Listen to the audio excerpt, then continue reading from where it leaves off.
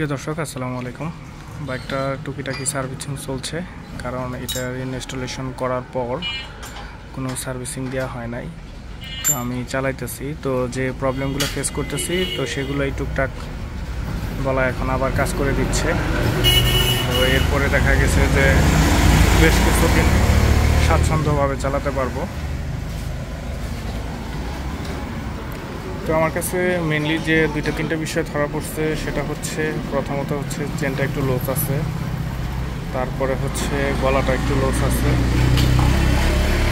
আর হাতের পিক আপটা একটু টাইট ছিল, আর বাইকটা খুব সুন্দর করে একটা ওয়াশ দিতে হবে।